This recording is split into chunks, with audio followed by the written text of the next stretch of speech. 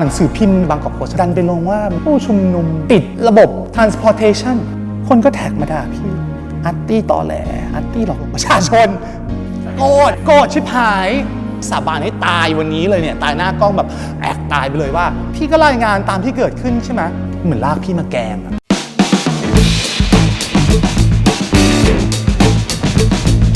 ชื่ออาร์ตี้ปัทพร ทรัพย์ไพฑูรย์ครับจบการศึกษาจากคณะรัฐศาสตร์ความสัมพันธ์ระหว่างประเทศจุฬาลงกรณ์มหาวิทยาลัยครับปัจจุบันเป็น Senior Journalist แล้วก็ Head of Content Strategy and Production ที่บางกอกโพสต์ครับ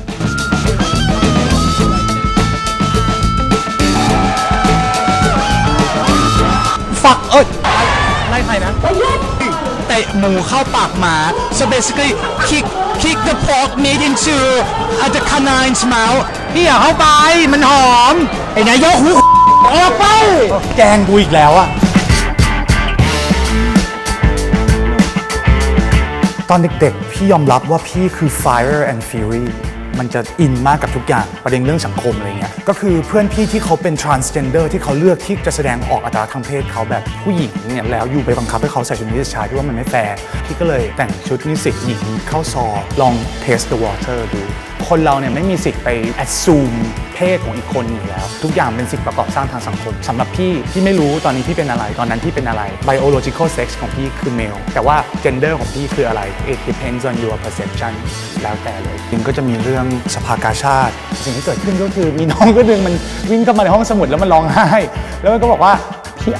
สภากาชาดไม่ให้หนูบริจาคเลือดเขาบอกหนูเป็นกระเทยไอพี่ก็บอกหยุดใจเย็นก่อนโทรหาสภากาชาดจริงหรือเปล่าครับที่เมื่อกี้คุณไม่รับบริจาคเลือดน้องเราเพราะว่าเขาเป็นกระเทยสภากาชาดบอกว่าจริงค่ะก็เป็นนโยบายอะค่ะอะไรเงี้ยโอ้เท่านั้นนะก็กดคลิปอัดสภากาชาด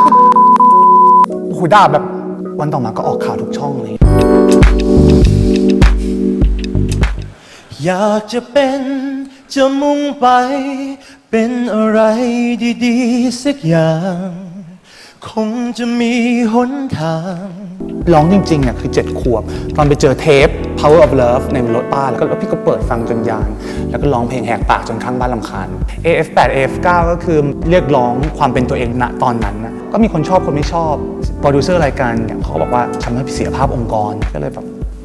โอเคพี่ก็เดาตัวเองตลอดว่าแบบเอาเหรอวะเสียงกูไม่ดีหรอทำให้พี่ต้องแบบพับฝันไป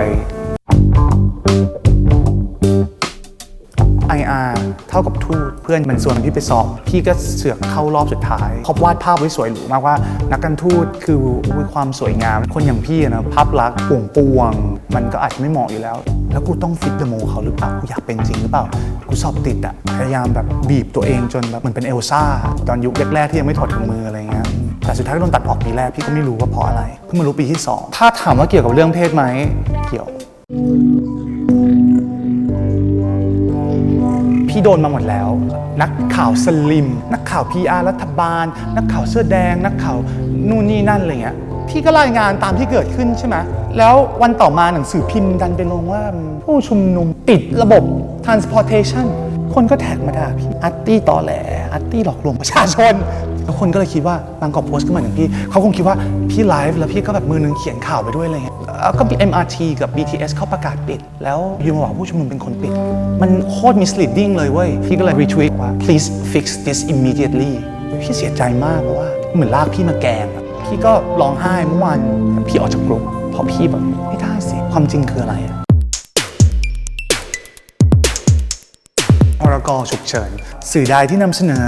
ข่าวสารที่เป็นการยั่วยุปลุกปั่นและขัดต่อ national security เนี่ยก็จะต้องโดนระงับอะไรเงี้ยซึ่งพี่ว่ามันเป็นการโยนตะข่ายมากๆสื่อก็ต้องพูดได้ตามขอบเขตของกฎหมายอยู่แล้ว freedom of expression freedom of the press กับสื่อและ democracy และประชาชนคือสิ่งที่อยู่ในระนาบเดียวกันในรัฐที่ประชาธิปไตยเขาโตแล้วเนี่ยเสรีภาพของสื่อจะถูกปกป้องโดยรัฐธรรมนูญ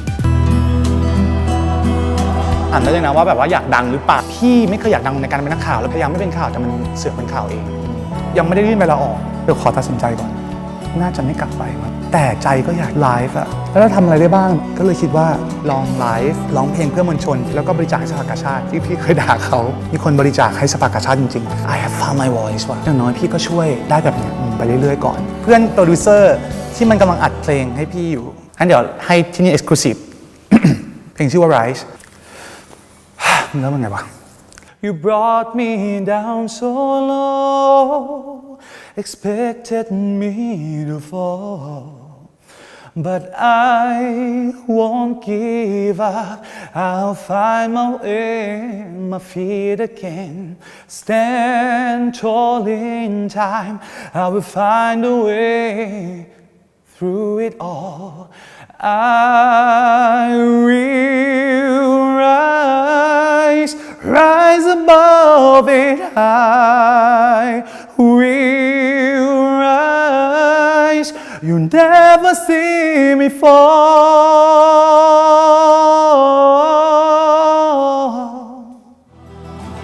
มีเด็กวิ่งมาขอให้พี่เซ็นชื่อเขียนอะไรให้ผมหน่อยครับก็กูจะเขียนอะไรวะ